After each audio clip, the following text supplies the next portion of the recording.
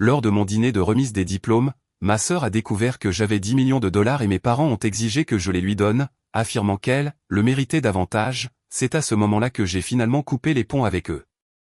Je m'appelle Olivia Hart, j'ai 26 ans et je viens de décrocher un master en finance de l'Université du Michigan. Je pensais qu'enfin, j'aurais un moment de reconnaissance de la part de ma famille. Mais précisément lors de mon dîner de remise des diplômes, le secret que j'avais gardé si longtemps a été révélé, les plus de 10 millions de dollars que j'avais gagnés grâce à un travail acharné et à des investissements. Au lieu d'être fiers, mes parents et ma sœur se sont retournés contre moi, m'accusant d'être égoïste et exigeant que je cède tout à ma sœur Sophia sous prétexte qu'elle le méritait davantage. À ce moment-là, j'ai fondu en larmes, mais je me suis aussi défendu pour la toute première fois. Cet argent est le mien. J'ai travaillé pour l'avoir. Personne n'a le droit de l'exiger. Je suis sorti du restaurant, j'ai coupé tous les ponts et j'ai commencé mon parcours pour reconquérir ma véritable valeur. Vous êtes-vous déjà retrouvé dans une situation comme la mienne, où votre propre famille refuse de voir vos efforts et ne vous traite que comme un outil à exploiter? Dites-moi dans les commentaires d'où vous me suivez, afin que je sache que je ne suis pas seul. Ma famille appartenait à la classe moyenne. Nous n'étions pas riches, mais nous ne manquions de rien non plus. Nous vivions dans une maison à 2 étages dans la banlieue de Détroit, avec une petite cour arrière où ma mère montrait souvent ses fleurs aux voisins. Je me souviens très bien de mon enfance. Et s'il y avait un sentiment qui éclipsait tout le reste, c'était cette sensation d'être abandonné au sein même du foyer que j'étais censé appeler ma famille.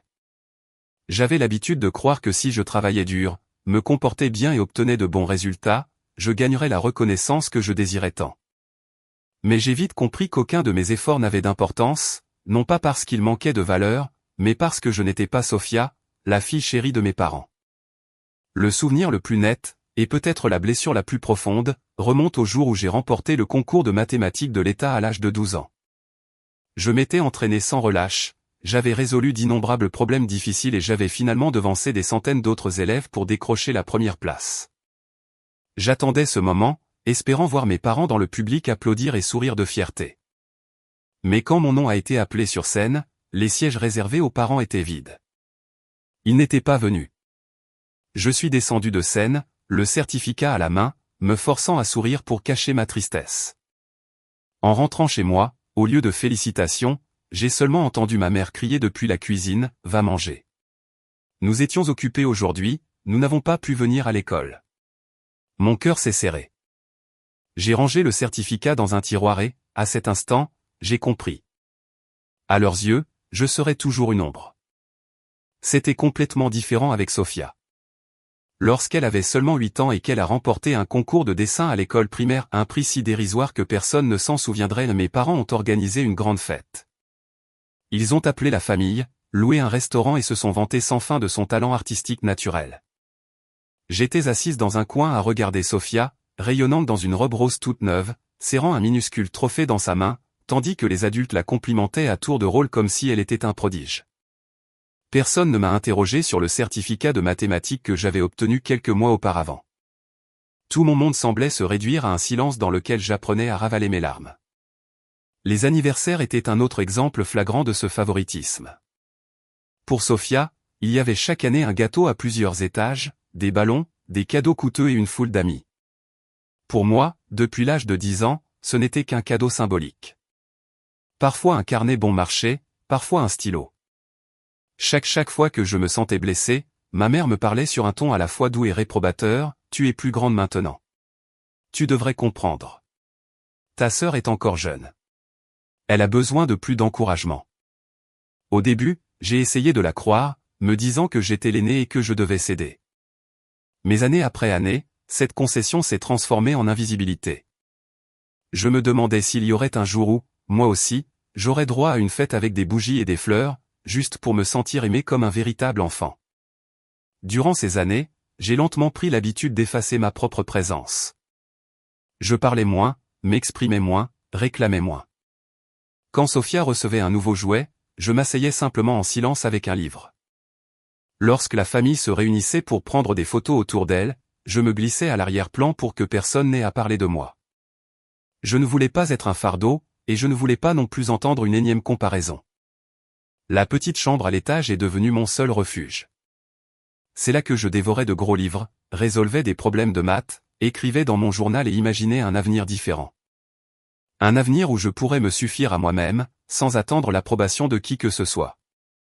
Il y avait des nuits où je pleurais en silence dans mon oreiller, tout cela à cause d'une remarque désinvolte de mon père: Sophia est vraiment intelligente.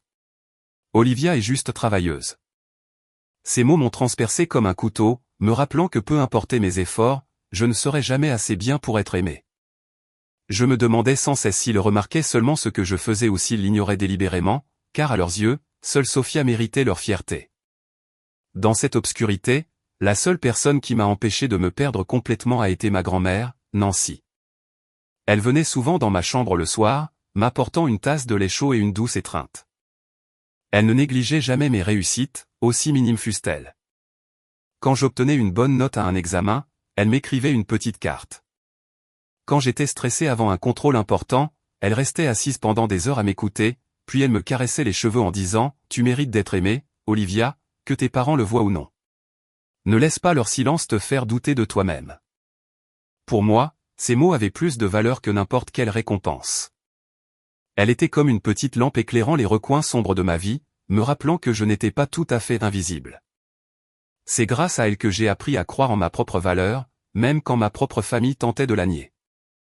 Elle a planté en moi la conviction que l'amour véritable ne naît pas de la comparaison ou du favoritisme, mais de l'acceptation et du respect de qui l'on est. Chaque fois que j'avais envie d'abandonner, je l'imaginais près de la fenêtre, la lumière éclairant ses cheveux argentés, et je savais que je ne devais pas m'effondrer. Je me tenais toujours debout. J'avais encore des rêves à poursuivre. Pourtant, même avec elle à mes côtés, la blessure en moi n'a fait que s'approfondir avec le temps. J'ai appris à cacher la douleur, mais elle ne s'est jamais effacée. Elle palpitait sourdement sous la surface. Je savais que je ne pourrais pas vivre éternellement dans l'ombre de Sophia, mais en tant qu'enfant, je n'avais pas le choix. Tout ce que je pouvais faire, c'était de continuer à essayer, en espérant qu'un jour les choses changeraient. Et en grandissant, j'ai réalisé que si je ne faisais pas le premier pas moi-même, personne ne m'offrirait une issue pour sortir de ce cycle. Les années de lycée ont été à la fois la période la plus brillante et la plus solitaire de ma vie. Je me suis investi corps et âme dans mes études, comme si c'était la seule clé pour m'échapper de cette cage invisible du favoritisme.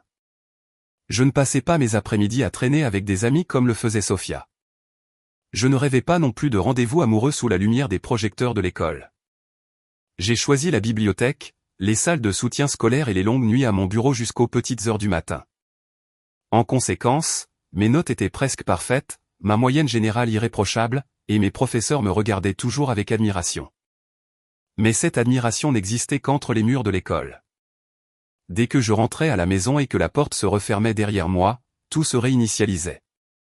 J'étais Olivia, la fille ordinaire, celle pour qui les bonnes notes n'avaient aucune importance, tandis que chaque parole élogieuse revenait rapidement vers Sophia. Alors que je devais me surpasser sans cesse, mes parents ont envoyé Sophia dans une école privée très coûteuse, dont les frais de scolarité étaient si élevés que la plupart des familles de notre quartier ne pouvaient que secouer la tête d'incrédulité. Ils n'avaient pas les moyens, mais ils ont contracté des emprunts et réduit leurs autres dépenses juste pour que Sophia puisse porter ce prestigieux uniforme.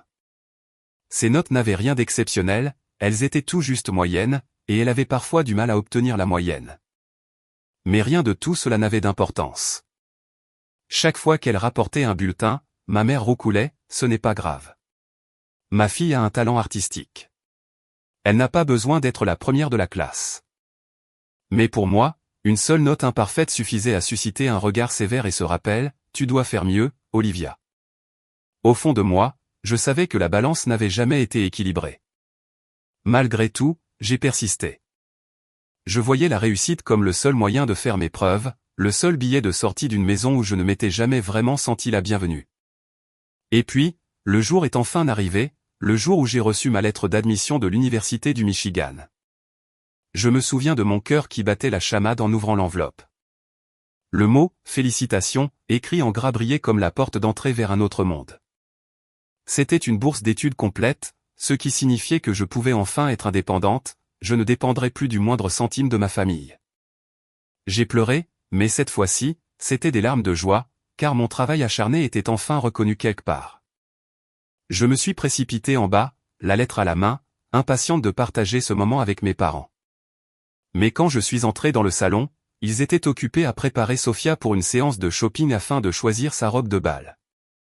La pièce était remplie de sacs à main, de chaussures et d'échantillons de tissus colorés.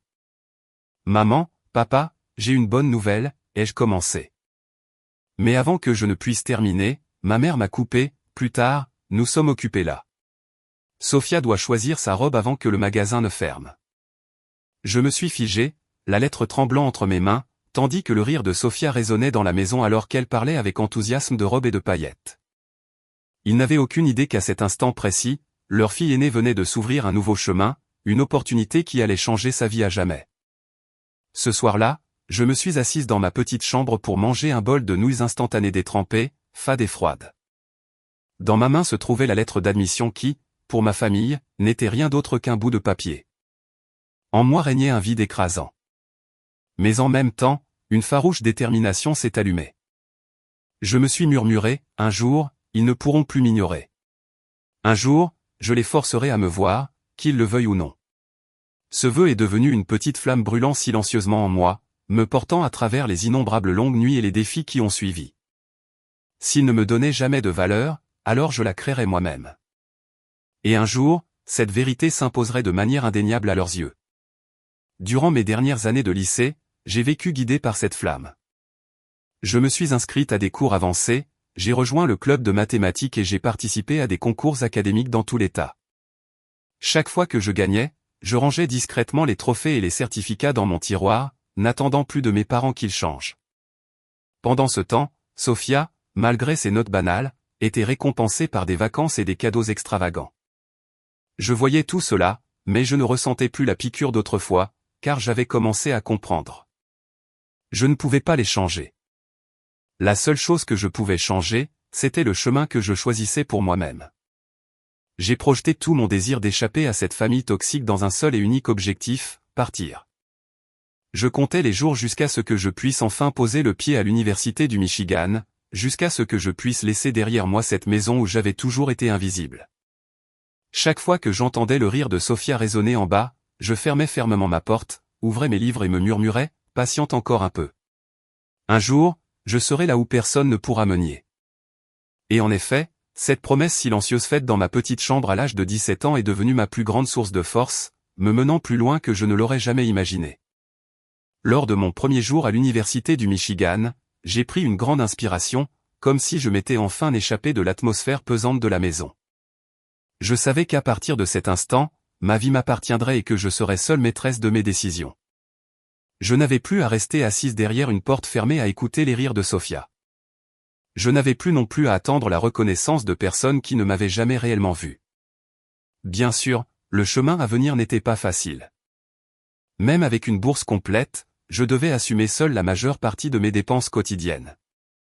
Alors que beaucoup de mes camarades de classe avaient des parents qui leur envoyaient une allocation mensuelle, je me débrouillais en travaillant à temps partiel à la bibliothèque de l'école, rangeant des livres tout en glissant quelques instants pour étudier. Certaines nuits, je travaillais tard, les jambes douloureuses d'être resté debout pendant des heures. Mais quand je tenais ce chèque de paie entre mes mains, mon cœur se réchauffait. C'était de l'argent propre, gagné par moi, sans que personne ne puisse dire que je lui devais de la gratitude ou de l'argent. Ma vie universitaire ne ressemblait en rien à ce que la plupart des gens s'imaginaient. Je n'allais pas dans des fêtes bruyantes et je ne partais pas en week-end. Mon emploi du temps tournait autour des cours magistraux, de la bibliothèque et de ma chambre universitaire. Mes matinées se passaient dans de longs cours. Mes après-midi à mon travail à temps partiel, et mes soirées plongées dans les devoirs et les mémoires de recherche. Parfois, je ressentais un pincement de solitude en regardant par la fenêtre des groupes de camarades se diriger vers les bars ou se promener en ville. Mais je savais exactement ce que je voulais. Je n'étais pas là pour m'amuser. J'étais là pour me bâtir un avenir que personne ne pourrait me retirer. Au cours de ces journées harassantes, j'ai rencontré quelqu'un qui allait changer ma vie à jamais. Le professeur Miller, un homme d'une soixantaine d'années aux cheveux argentés et au regard vif et brillant. Il enseignait les marchés financiers avancés. Dès le premier cours, j'ai été captivé par sa façon de parler des fluctuations économiques, des stratégies d'investissement et de la manière dont les chiffres racontent des histoires cachées de cupidité, de peur et de confiance. J'ai commencé à rester après les cours pour lui poser des questions. Au lieu d'en être agacé, il m'expliquait patiemment les choses en souriant, et peu à peu, une relation de mentor à mentoré s'est nouée entre nous. Il me disait souvent, Olivia, les connaissances financières peuvent t'emmener très loin, mais ce qui compte le plus, c'est de savoir ce que tu veux en faire. Au début, je ne saisissais pas pleinement le sens de ces paroles, mais avec le temps, elles se sont gravées de plus en plus profondément dans mon esprit. C'est le professeur Miller qui m'a encouragé à commencer à investir, même avec de petites sommes. Au début, j'étais terrifié car mes économies s'élevaient à peine à quelques centaines de dollars, le genre d'argent qui me permettrait de me nourrir pendant un mois si nécessaire. Mais il m'a dit, tu ne comprends vraiment le marché que lorsque tu y places ton propre argent. J'ai écouté ses conseils. Après des semaines de recherche, j'ai décidé d'acheter quelques actions d'une entreprise technologique qui, à l'époque, commençait tout juste à attirer l'attention. C'était une décision risquée, mais aussi le tout premier tournant. J'ai passé d'innombrables nuits à lire les actualités, à comparer des graphiques et à apprendre à analyser les tendances. Les bénéfices que j'ai réalisés au début étaient modestes, mais pour moi, c'était la preuve que je pouvais créer de la valeur par mon propre esprit. Et petit à petit, cette passion grow, devenant une force motrice bien plus puissante que tous les éloges que j'avais jamais reçus de ma famille. Alors que je grattais chaque dollar pour m'en sortir, Sophia menait une vie totalement différente. J'ai entendu ma mère mentionner qu'elle faisait la fête sans arrêt, changeant de petit ami comme de tenue.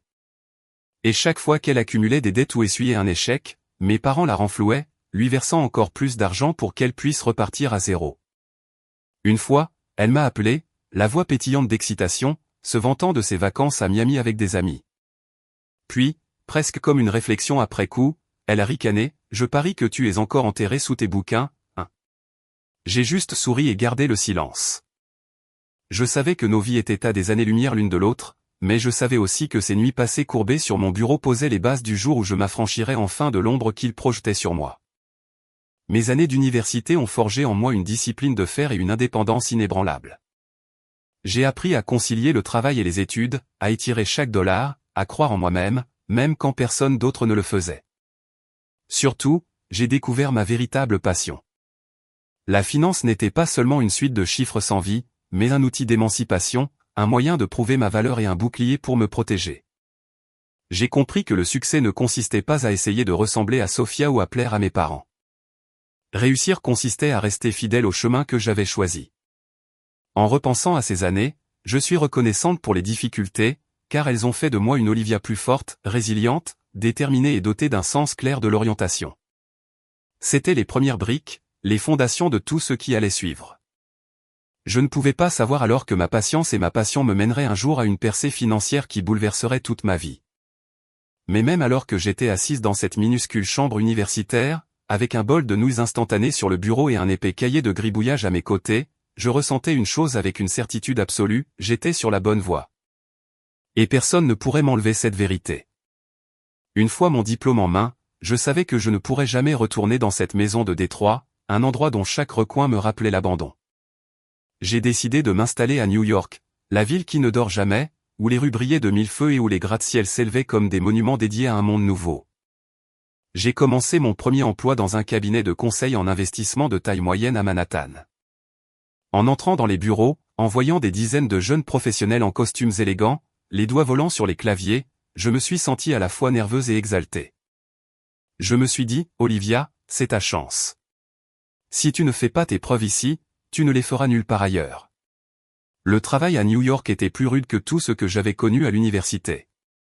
J'arrivais au bureau à 7 heures du matin et ne repartais parfois qu'après minuit, bien après que les rues se soient vidées. Je me suis plongé dans les bilans, les rapports de marché et les présentations clients. Au début, mes collègues me regardaient avec scepticisme, une jeune femme du Michigan sans famille fortunée pour la soutenir. Pourrait-elle vraiment survivre ici? Mais peu à peu, grâce à un effort méticuleux et une patience acharnée, j'ai gagné leur respect. Je me souviens encore du jour où le cabinet a dû préparer en urgence un rapport pour un fonds d'investissement majeur, c'est moi qui ai repéré une lacune critique dans les données, épargnant ainsi à toute l'équipe une erreur désastreuse. À partir de ce jour, mon patron m'a appelé, la gardienne des chiffres, et ma carrière a commencé à décoller. Pourtant, je n'ai jamais rien partagé de tout cela avec ma famille. Je ne savais que trop bien qu'à leurs yeux, ma réussite ne signifiait rien. Si j'appelais à la maison pour dire que je venais d'obtenir une promotion, ma mère me répondrait probablement d'un ton plat, « Ah, vraiment ? Sofia a une performance artistique cette semaine. Nous allons tous la voir. J'avais été ignoré tant de fois que je ne voulais plus rien partager. Je gardais mes victoires pour moi, économisant discrètement, avançant en silence. L'un des plus grands tournants est venu d'un investissement que j'avais d'abord considéré comme une simple expérience. Au cours de mes recherches, je suis tombé sur une petite start-up d'intelligence artificielle. L'équipe fondatrice était jeune et leurs produits encore bruts, mais j'y ai vu un potentiel à long terme. J'ai décidé d'y placer une partie de mes économies. Pas une somme astronomique, mais suffisante pour faire accélérer les battements de mon cœur. Certains collègues se sont moqués de moi, me qualifiant d'imprudente, mais j'ai fait confiance à mon instinct, aux chiffres et au feu que j'avais vus dans les yeux des fondateurs. 4 ans plus tard, mon pari s'est avéré gagnant. Cette entreprise a été rachetée par un géant de la technologie pour une somme astronomique. Mes actions se sont soudainement transformées en plus de 10 millions de dollars. Je me souviens très bien de cette nuit-là, les yeux rivés sur le montant affiché sur mon compte. Je suis resté totalement immobile. Je n'ai pas crié. Je ne me suis pas précipité pour fêter cela. Je suis resté assis en silence pendant des heures, repensant aux nuits instantanées froides de cette minuscule chambre universitaire des années auparavant, repensant à toutes les fois où j'avais été laissé pour compte, et me murmurant à moi-même, enfin, j'ai réussi. Ce n'était pas seulement une question d'argent. C'était la preuve que j'avais eu raison de croire en moi, même quand personne d'autre ne l'avait fait. Avec ce capital en main, je n'ai pas choisi de dépenser de manière inconsidérée. Je suis resté dans un appartement modeste en location à Brooklyn, me déplaçant dans une vieille voiture ordinaire. Je savais qu'étaler ma richesse ne ferait qu'attirer des regards indiscrets et des mains avides prêtes à se servir. Au lieu de cela, j'ai décidé de fonder mon propre petit cabinet de conseil financier. Au début, nous n'étions que moi et un assistant.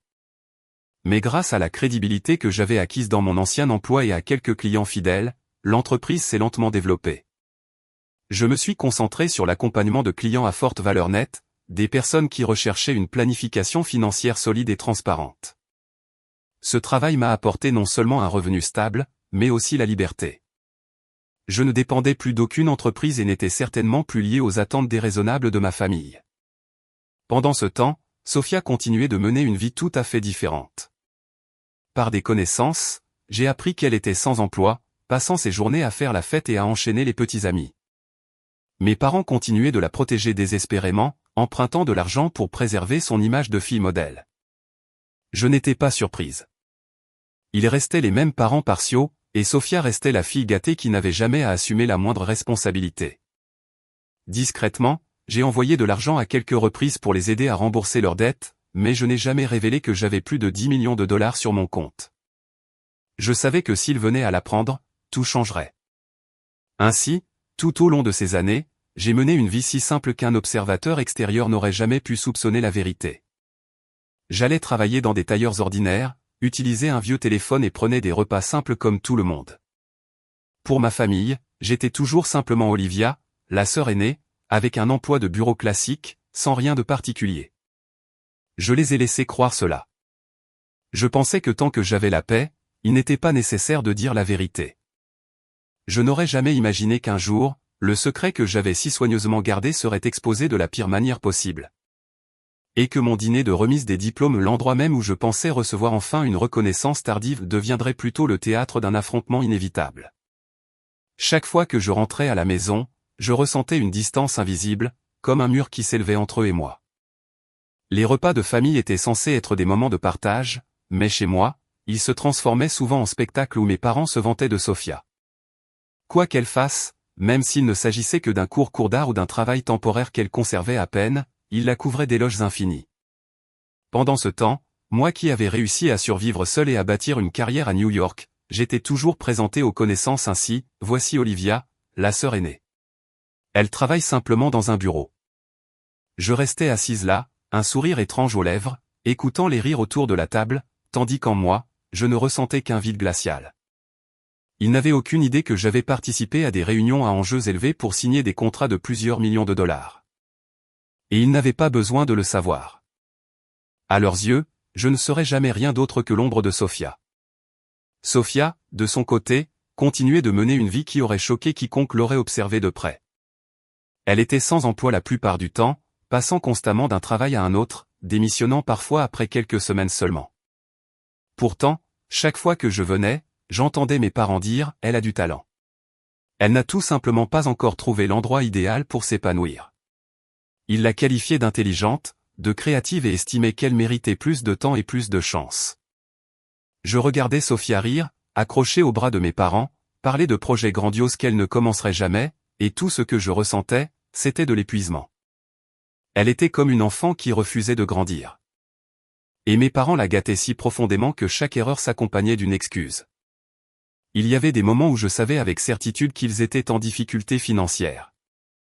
Les emprunts qu'ils avaient contractés pour l'école privée de Sophia, les dettes de cartes de crédit qui s'accumulaient pour ses achats, tout s'entassait. Plus d'une fois, j'ai envoyé de l'argent discrètement pour les aider à rembourser leurs dettes afin qu'ils ne perdent pas tout. Une fois, ma mère m'a appelé en larmes, disant que la banque était sur le point de saisir la maison. Sans hésitation, j'ai transféré une somme importante pour les sauver. Pourtant, peu de temps après, lors d'un dîner de famille, je l'ai entendu dire « Olivia est l'aînée. C'est sa responsabilité de faire des sacrifices pour sa sœur. » Pas un seul merci, pas même une étreinte, juste l'affirmation que ce que je faisais était une obligation, quelque chose d'attendu. J'ai avalé cette amertume, me demandant, si jamais je m'effondrais, considérerait-il que c'est de la responsabilité de Sophia de me soutenir? Je connaissais déjà la réponse. Il y avait de rares moments où j'essayais de parler de mon travail, espérant qu'ils puissent, juste une fois, se sentir fiers de moi. Je leur parlais d'un projet majeur que mon cabinet avait mené à bien ou des clients importants que je conseillais. Mais la réaction était toujours la même, quelques hochements de tête distraits, rapidement suivis de questions à Sophia sur son nouveau petit ami ou la fête à laquelle elle venait d'assister. Je restais assise en silence, buvant parfois une gorgée d'eau pour masquer la piqûre de la déception. J'avais depuis longtemps cessé d'attendre des éloges, mais chaque fois que cela se produisait, mon cœur me faisait encore mal. Au fond de moi, je les aimais toujours. J'envoyais de l'argent non pas parce qu'ils l'exigeaient, mais parce que je ne voulais pas voir mes parents souffrir. Pourtant, cet amour s'est lentement dénaturé quand j'ai réalisé qu'ils ne me considéraient jamais vraiment comme une personne indépendante, avec ses propres rêves et ses propres sentiments. Pour eux, j'étais comme un portefeuille qui avait la forme d'une fille. Ils m'appelaient dès qu'il y avait des dettes, chaque fois que Sophia était sans emploi, ou chaque fois qu'il fallait lui acheter quelque chose. Ils me demandaient rarement si j'allais bien, si j'étais fatigué, si j'avais quelqu'un sur qui m'appuyer. J'ai commencé à me sentir dépouillé au sein de ma propre famille, où l'amour n'était plus inconditionnel, mais consistait en une chaîne d'exigences et de responsabilités imposées.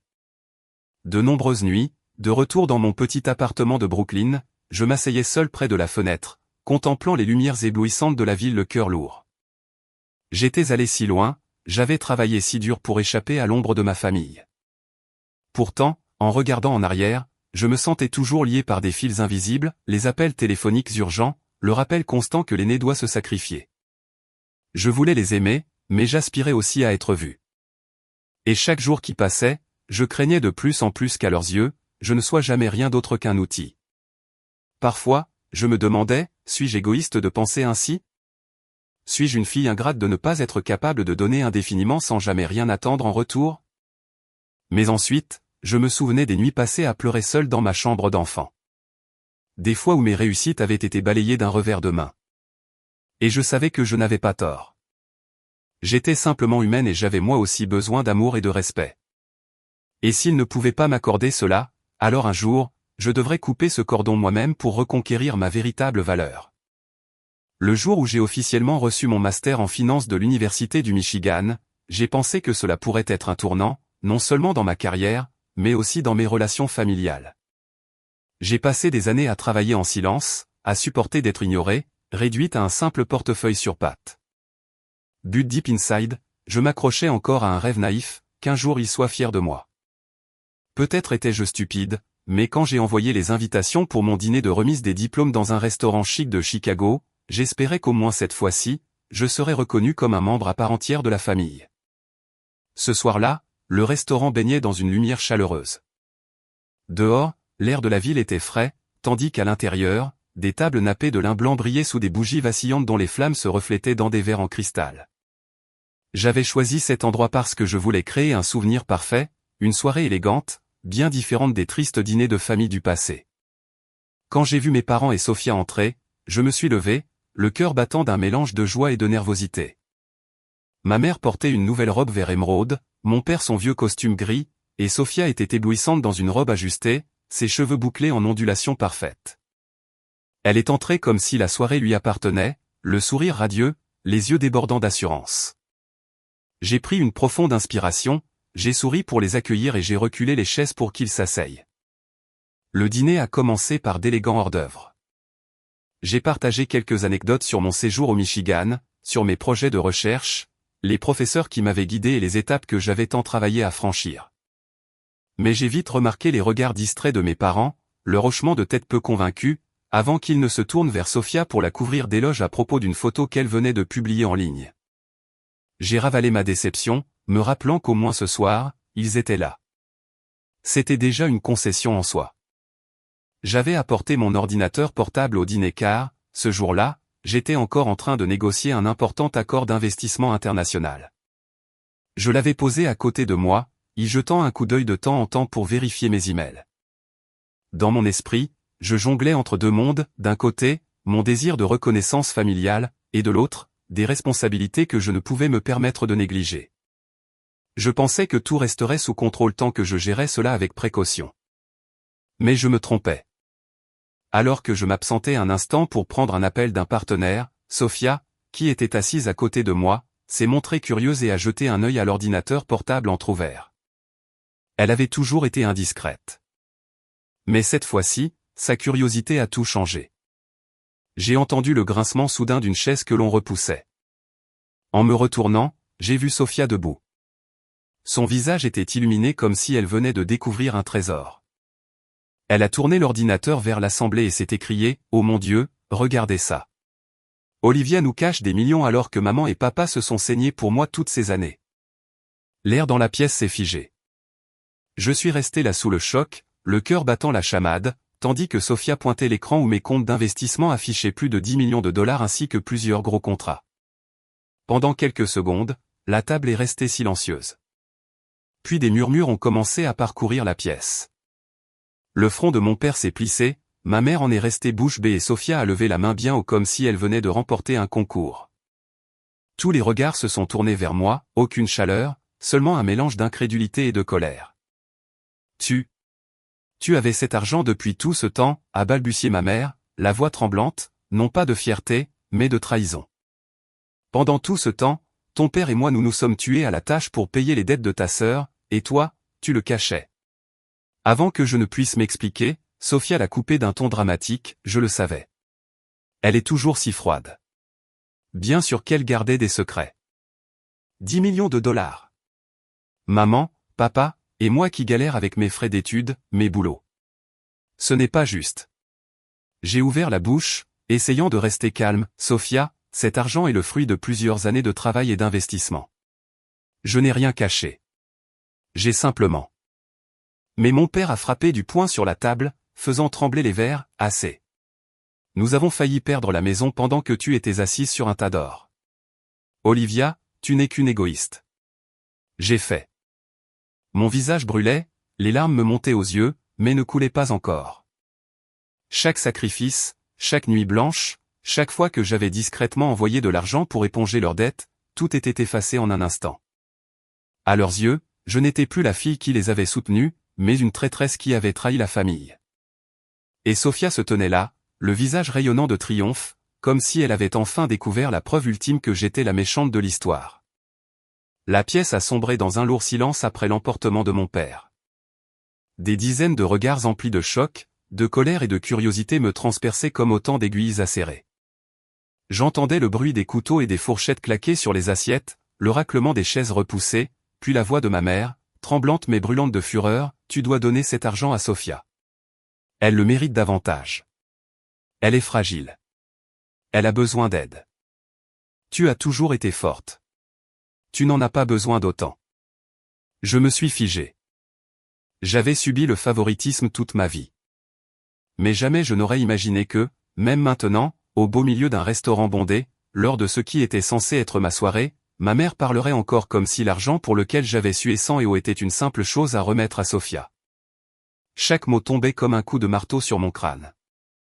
Obligation. C'était le mot qu'ils avaient toujours utilisé pour m'enchaîner, pour justifier chaque demande de sacrifice. Personne ne mentionnait les années où j'avais lutté pour obtenir des bourses, cumulé des emplois à temps partiel et combattu pour survivre par moi-même. Personne ne mentionnait les dettes que j'avais déjà payées pour eux en silence, sans la moindre reconnaissance. Pour eux, c'était comme si rien de tout cela n'était jamais arrivé. Sophia a éclaté en sanglots, ses grands yeux brillants comme une actrice dans un rôle qu'elle avait joué toute sa vie. Tu m'as trahi, Olivia. C'est moi qui ai besoin de cet argent. Je n'ai rien. Je ne peux pas prendre soin de moi comme tu le fais. Comment as-tu pu me cacher ça pendant que je souffrais, alors que tu vivais dans le confort, toute seule? Je l'ai regardée, les épaules secouées de sanglots, et j'ai ressenti un mélange d'amusement amer et de douleur. Elle n'avait jamais vraiment souffert. Chaque épreuve qu'elle rencontrait avait été portée par nos parents, tandis que j'avais depuis longtemps été contrainte de me porter moi-même, de marcher dans le noir sans personne pour me tendre la main. Je me suis mordu la lèvre jusqu'au sang. Et enfin, les larmes que j'avais retenues ont débordé. Pour la première fois, je ne les ai pas arrêtées. Ma voix tremblait, mais elle a résonné à travers la pièce. Depuis que je suis enfant, chacune de mes réussites a été enterrée pour que Sophia puisse briller. J'ai gagné le championnat de mathématiques de l'État, et vous ne vous êtes pas déplacé. J'ai obtenu une bourse d'études complète, et vous l'avez ignorée. Je me suis nourri seul, j'ai étudié seul, j'ai bâti mon succès à partir de rien. Chaque dollar sur ce compte est le fruit de ma propre sueur et de mes propres efforts. Personne n'a le droit de l'exiger, pas même vous. Ma voix s'est brisée, mais j'ai continué, je ne dois absolument rien à quiconque autour de cette table. Au contraire, pendant des années, j'ai payé vos dettes, fait des sacrifices pour vous. J'ai fait tout ce que j'ai pu et, pourtant, à vos yeux, je ne suis qu'une égoïste. Alors, à partir d'aujourd'hui, je ne serai plus votre portefeuille. Je ne serai plus l'enfant forcé de vivre dans l'ombre de Sophia. Je suis moi-même, et je protégerai ce qui m'appartient. La table a éclaté dans le chaos. Les autres clients ont commencé à tourner la tête, chuchotant entre eux. Les yeux de ma mère se sont écarquillés, son visage est devenu livide sous le choc. Mon père a tonné, si tu passes cette porte, ne considère plus jamais cet endroit comme ta maison. Sophia s'est écriée au milieu de ses larmes, hurlant, tu es cruel. Tu ne m'aimes pas du tout. Je suis ta sœur. J'ai essuyé mes larmes, mais ma voix est devenue plus calme, comme si, après toutes ces années de silence, j'avais enfin déposé le fardeau que je portais. Sophia, je t'ai aimé toute ma vie. Je t'ai laissé tout prendre, l'affection, la reconnaissance, et même l'argent. Mais je n'ai plus rien à donner. Je suis un être humain, moi aussi, et je mérite de vivre pour moi-même. La salle a sombré dans le chaos. Ma mère s'est levée brusquement de sa chaise, tendant le bras pour m'attraper le bras, sa voix se brisant dans un cri, « Olivia, tu ne peux pas abandonner ta famille.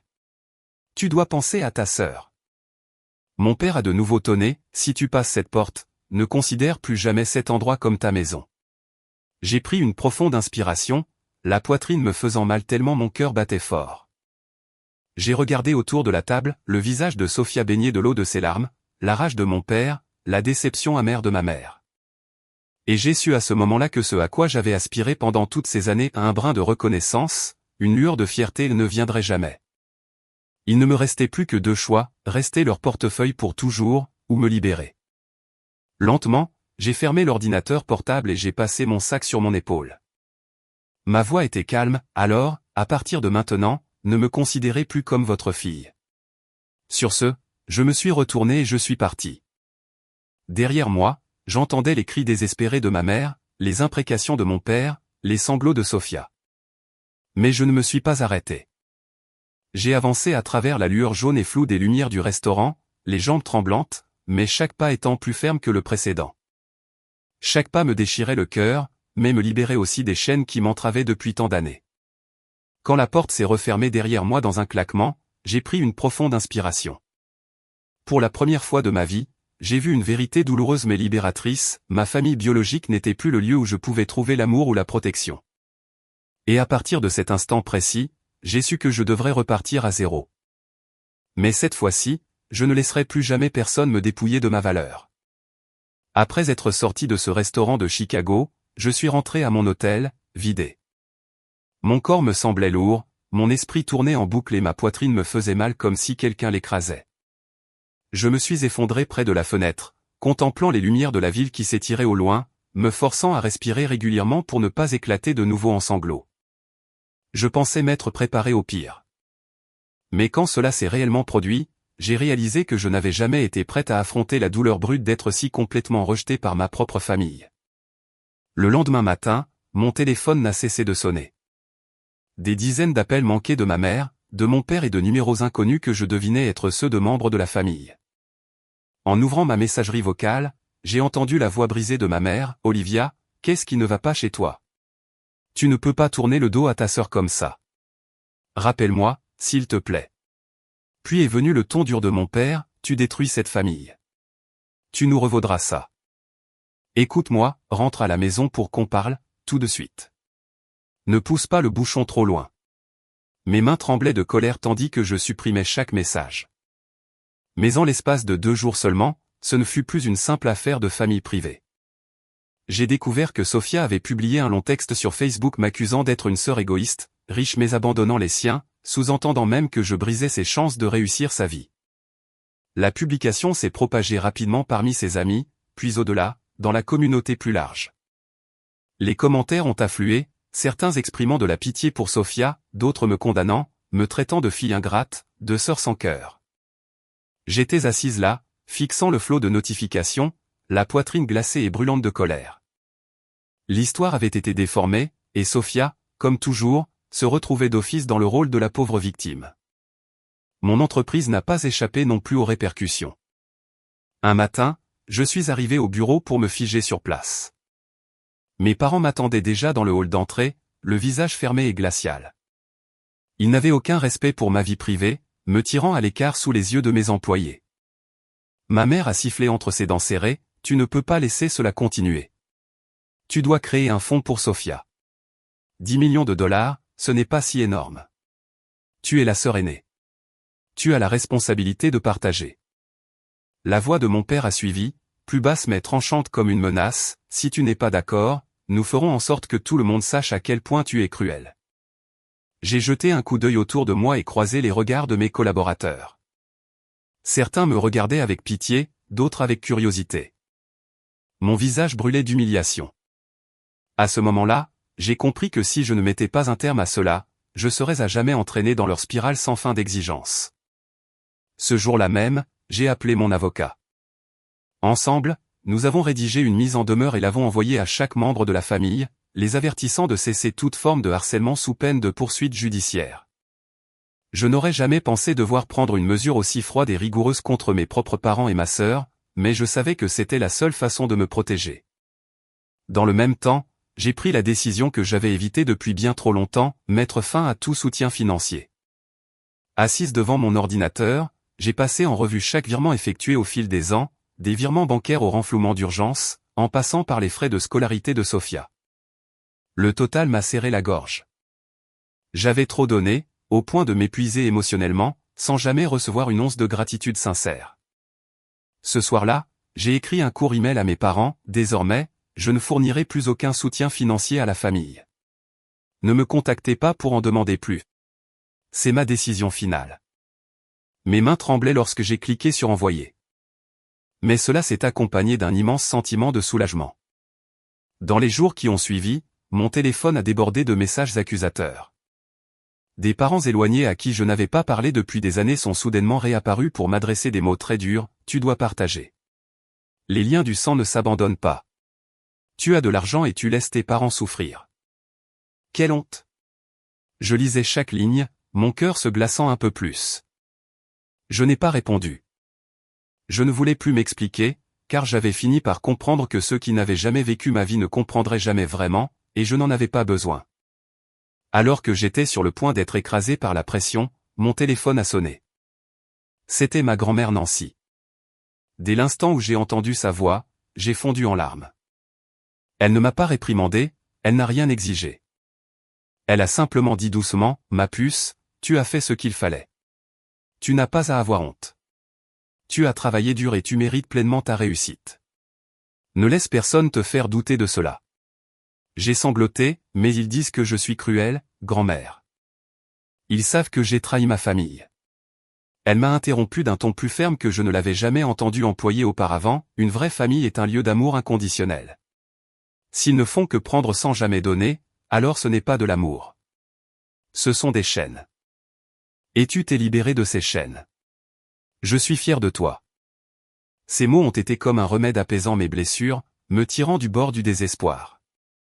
Je suis resté assise en silence, écoutant sa respiration régulière à l'autre bout du fil, sentant la chaleur envahir ma poitrine. Pour la première fois depuis des semaines, j'ai réalisé que je n'étais pas tout à fait seul. J'avais perdu une famille, mais j'avais encore quelqu'un qui croyait en moi, qui me rappelait que je méritais d'être aimé et libre. Ce soir-là, je suis sorti sur le balcon de mon appartement à Brooklyn et j'ai contemplé les lumières vacillantes de la ville. Je savais que le chemin à parcourir serait difficile, que je pourrais faire face à encore plus d'accusations. Mais je savais aussi que j'avais pris la bonne décision. J'avais posé une limite. J'avais choisi de me protéger. Et pour la toute première fois de ma vie, j'ai ressenti une véritable liberté, le genre de liberté que j'avais troquée contre une enfance d'indifférence et une jeunesse faite de sacrifices. 6 mois après cette nuit chaotique au restaurant de Chicago, ma vie avait changé plus que je ne l'aurais jamais imaginé. Je ne vivais plus dans cette location exiguë de Brooklyn. Après mûre réflexion, j'ai acheté une petite maison en banlieue, entourée de rues bordées d'arbres et d'un jardin verdoyant. Ce n'était pas une luxueuse demeure, mais c'était assez calme pour que je puisse respirer, pour me réveiller chaque matin sans me sentir surveillé ou sollicité. J'ai aménagé un coin du salon en bureau à domicile, avec de grandes étagères, un bureau en bois et la lumière du soleil entrant à flot par une large fenêtre. C'est là que je passais la majeure partie de mon temps à développer mon cabinet de conseil financier. Ma clientèle s'est agrandie, ma réputation s'est propagée, et plus important encore, je travaillais de mes propres mains, avec mon propre esprit, sans plus dépendre de personne. Alors que je continuais à gravir les échelons pas à pas, des connaissances m'ont rapporté des échos selon lesquels Sophia vivait toujours de manière aussi dépendante qu'auparavant. Elle était sans emploi, oscillant d'une amourette éphémère à l'autre, et toujours surprotégée par mes parents comme s'il s'agissait de la même enfant gâtée qu'elle avait toujours été. Mes parents se plaignaient de leur fardeau auprès de la famille, mais chaque fois qu'ils essayaient de me joindre, ils se heurtaient à un mur de silence. J'avais changé de numéro de téléphone, migré ma messagerie professionnelle vers un nouveau système et laissé mon avocat gérer toute tentative de harcèlement. Plus de messages de culpabilisation, plus d'appels manipulateurs. Peut-être avait-il enfin compris que je ne faisais plus partie de cet engrenage. Le silence que je craignais autrefois était désormais devenu ma protection, comme un mur de sécurité dressé entre moi et le passé. Avec plus de temps libre, mes pensées allaient souvent vers ma grand-mère Nancy. Elle était plus fragile à présent, son esprit moins alerte qu'avant. Mais chaque fois que nous nous parlions au téléphone, elle me rappelait « Utilise ton esprit et ton cœur pour faire le bien, Olivia. Ne laisse pas les vieilles blessures t'endurcir. » Ces mots m'accompagnaient, résonnant dans ma tête nuit après nuit. C'est pourquoi j'ai décidé de me consacrer à des œuvres caritatives, en particulier à des programmes de bourse pour des étudiants en situation difficile, pour des enfants délaissés ou ignorés, tout comme je l'avais été autrefois. J'assistais à des séminaires, j'écoutais ces jeunes parler de leurs rêves et je voyais mon jeune moi se refléter dans leurs yeux pleins d'espoir. Chaque fois que j'approuvais une aide aux frais de scolarité ou que je remettais une bourse, mon cœur se réchauffait. C'était ma façon de transformer la souffrance en valeur, pour que quelqu'un d'autre n'ait pas à endurer la même solitude que j'avais connue. Dans ma nouvelle maison, j'ai peu à peu trouvé la paix que j'avais tant désirée. Le matin, je sirotais mon café sur le porche, regardant la lumière du soleil se diffuser sur les rues bordées d'arbres. Le soir, je lisais, écrivais dans mon journal ou restais simplement assise immobile à écouter le vent. Plus d'appels incessants. Plus de paroles réprobatrices. Seulement moi, Olivia, entière, plus forte et plus libre. Parfois, je m'asseyais seul à réfléchir aux années écoulées et je réalisais que l'argent ne m'avait jamais défini. Qu'il s'agisse de 10 millions ou de 20 millions, ce n'était que des outils. Ce qui m'a véritablement libéré, c'est la frontière que j'ai osé tracer. Quand j'ai refusé d'être exploité, quand j'ai dit non à l'injustice, c'est à cet instant précis que j'ai reconquis ma vraie valeur. Et je sais qu'il y a beaucoup de personnes dans le monde qui vivent ce que j'ai enduré autrefois, abandonnées par leur famille, ignorées, traitées comme un fardeau ou un outil. Si vous écoutez mon histoire aujourd'hui, je veux que vous sachiez ceci, vous n'êtes pas seul. Moi aussi, je me suis assise dans le noir, pleurant en silence parce que je sentais que je ne serais jamais assez bien, pensant que la famille signifiait donner jusqu'à s'épuiser. Mais la vérité est que vous méritez d'être aimé et respecté simplement parce que vous êtes vous-même. Votre réussite, qu'elle soit modeste ou immense, vous appartient, et personne n'a le droit de vous la retirer. Si vous aussi avez été délaissé par votre famille, rappelez-vous ceci, vous n'avez pas besoin de prouver votre valeur à ceux qui refusent de la voir. Vous pouvez vous lancer, construire votre propre vie et trouver une autre forme de famille, une communauté d'amis, de collègues, de mentors, ou même votre propre personne, devenue plus forte. Des gens qui vous estimeront sincèrement pour ce que vous êtes. J'ai trouvé la liberté quand j'ai fini par renoncer à l'espoir de voir mes parents changer. Et c'est précisément dans ce moment de lâcher prise que j'ai véritablement grandi. Mon histoire ne se termine pas par une douce réconciliation, mais par un choix décisif. Pourtant, c'est ce choix qui m'a mené là où est ma place, un endroit sans reproche, sans favoritisme, où il n'y a que moi et ma véritable valeur. Et si vous hésitez aujourd'hui, si vous êtes prisonnier des chaînes déformées des liens familiaux, croyez-moi, vous avez le droit de partir. Vous avez le droit de vous réapproprier votre vie. Et quand vous le ferez, vous découvrirez que la liberté vaut bien plus que n'importe quelle somme d'argent.